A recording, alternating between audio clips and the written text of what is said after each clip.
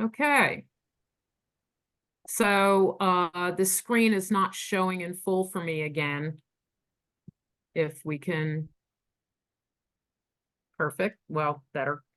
So welcome everyone. This is Andrea Seidel from Advocates for DeKalb Animals, and we have Commissioner Larry Johnson with us, who is a candidate for CEO, and he has graciously agreed to give his viewpoints on animals and some specific topics that we have laid out for the candidates to answer.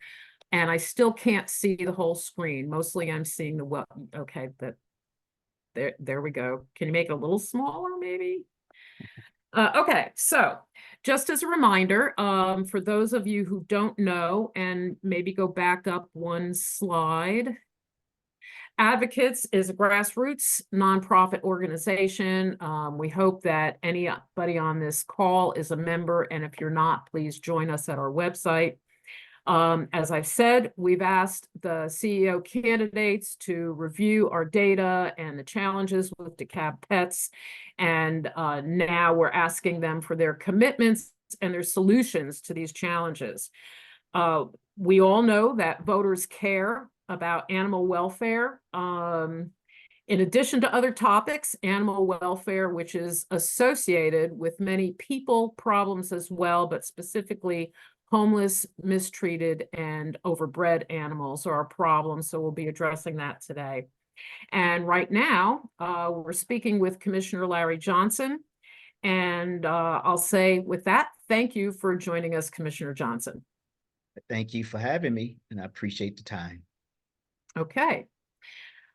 So please, if you have signed in as an observer, let us know who you are, add your name in the chat, and basically we have 4 topics and 30 minutes to cover them. And so let's get started. On your screen, and Sarah, I don't know if this is true for everybody, but mostly I'm seeing the picture of the puppy and not the verbiage. So what should be on your screen, everyone, are bullet points to the topics that we're speaking about today. And so Commissioner Johnson, while Sarah's working on that screen, I'll start. DeKalb County has significant problems with breeding more dogs than can be absorbed into our homes. Many of them are bred for sale, and thousands of these dogs end up homeless, roaming streets and neighborhoods, and about 5,000 a year end up in our shelter. 42% of those dogs are puppies under the age of a year. And in many cruelty, neglect, and abandonment cases that we follow, unregulated breeding activity is an underlying and contributing factor. Overbreeding is the biggest issue for advocates. And not only are we concerned about the suffering of animals that the animals endure, but it is also a very expensive problem. I know a topic for you, for our county. So the questions are, what are you going to do as a CEO to address this and lead the county out of this problem? And will you support and enforce regulation of breeding? Yes, thank you again for having me here. I think it's very, very important that the voice at the top be the leader in terms of clearing call around animal welfare and wellness in our community. It's very crucial that we focus on, I'll call the 4 E's: education, environmental modifications, enforcement, that's the laws, and empowerment. Because part of what we have to do is educate. I know it takes long, but the owners have to is the main ones who are responsible for caring for the animals. The county's job is to assist and help with spay and neutering. We run the animal shelter, work with the advocates like you all. We have to make sure and continue to do education and awareness. But then we go to the court system, and being in that court system, I will propose and make a recommendation, because I can't control the courts. I'm just the executive branch, that we have a special animal welfare wellness court, so we can deal with these cases in a timely manner and making sure that we can get animals the help that they need. And so I do support and enforce regulations on breeding. But I want to make sure that we have an educational component because we have a lot of racial and ethnic disparities as it relates to sentencing. And I got to make sure that the laws are done equitably, but also we have to focus on what I would call a lot of times in terms of the income levels. So I want to address it from those standpoints, from an equity lens as well. And working with our Animal Advisory Board, I think we can get there. All right. Thank you. Thank you. Mhm. Well thought out and prepared. Topic number 2. Historically, animal services has been the last thought of county government. It's the department with the smallest budget, and some would say the least respect. And it's the topic many want to ignore and turn away from, as I think you've seen. In recent years, residents of the county have lifted this issue up for greater attention, but many citizens continue to feel that they have to organize and push for every little step forward. The county has an Animal Services Advisory Board, committed, informed, and effective volunteers on that board. Citizens and advocates for DeKalb animals also has a large group of active citizen engaged volunteers. We all follow county decision-making and programming, as well as promote adoptions and fostering to provide homes for DeKalb's homeless animals. We also attend court to give voice to the suffering of animals that are the victims of cruelty and neglect. From our perspective, we oppose the idea that a new task force or study group because it would delay needed actions that have already been explored and vetted from years of national standard research. So obviously, we are interested in moving ahead with the groups we have. And so I'll ask, in your administration, what, if any, role do you anticipate for the volunteers on the Animal Services Advisory Board and in Advocates for DeKalb Animals? Oh, great question. I just want to also remind the folks on this Zoom about the history of how we got to where we are. When I was the presiding officer, I got the animal advocates came to me and we were dealing with the House of Horrors or Chamber of Horrors up there, over there on Camp Road. Susan Nugent and Sari came and Heidi, and I can't remember her last name. They really educated me, and I led the effort to create the Animal Advisory Board that led to us moving towards getting an animal shelter. A bait that is small and it wasn't adequate, but we had to do something. And when you're in leadership, you got to move quickly. And I know funding played a great part in terms of where we have to go. But we use the resources in front of us. And as the presiding officer at the time, there was no greater sense of urgency is to make sure that our animals had the care that they need. And because I remember having a little Chihuahua named Skip in my old neighborhood in Chicago. I can imagine I had another one named Caesar. And those animals always stuck out in my mind, that they wouldn't last a day in what we call the House of Horrors. And so I will be the CEO to make sure we have adequate funding, that makes sure that we are using best practices and promising approaches. As you all know, I was president of the National Association of Counties. I represented over 300 million Americans, over 3,000 counties. And so I would make sure we look at best practices from around the nation, to making sure that DeKalb is at the top or in that realm, to making sure we're doing everything around animal welfare and wellness. And so I'm an empowerment CEO. It's not going to be just Larry Johnson doing this and that. I believe in a collaborative approach to leadership. I believe in what Covey talks about: begin with the end in mind, seek first to understand before being understood. And I will use those opportunities to make sure that we can build a better, greater, and stronger animal welfare system.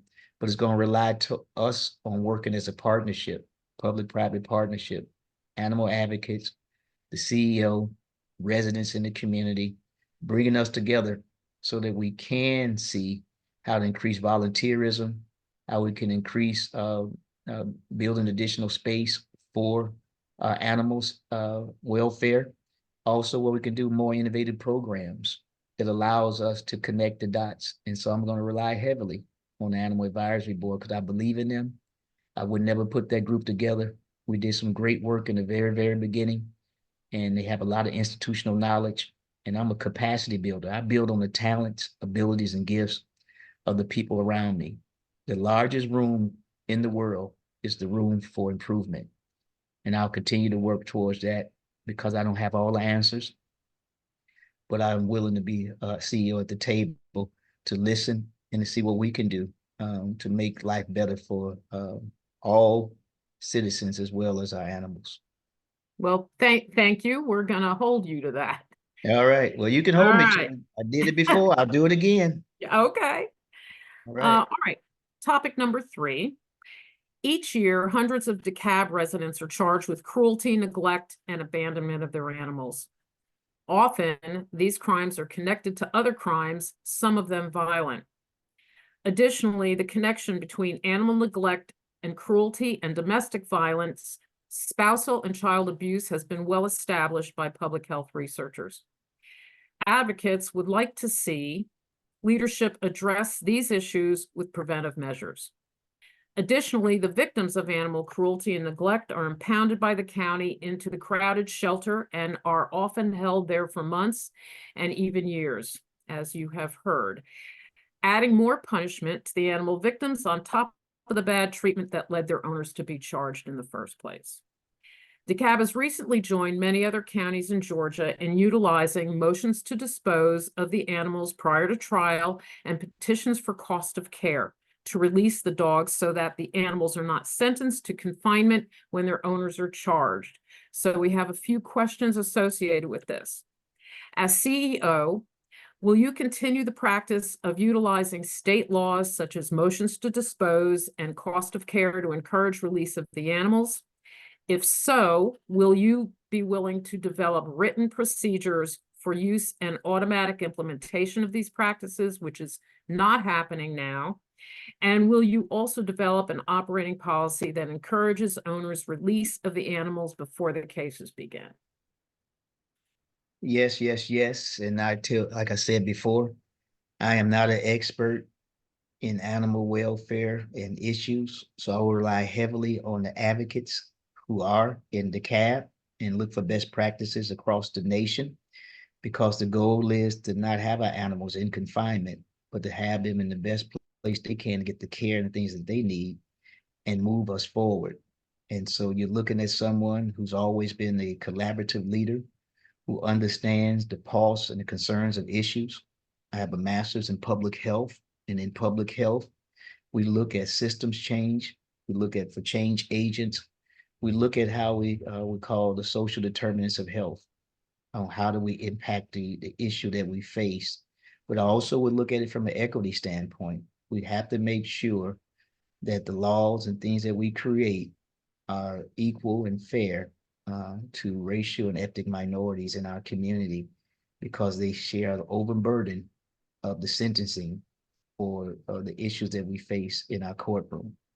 And so I'll bring all those folks together, the CAB, NAACP, SCLC, the National Council of Negro Women, the Latino Association, the Asian Pacific Island Association, bringing all of those groups to the table to see how we can craft an education campaign as well as an enforcement campaign that serves the benefit of our animals and leave people whole in our community.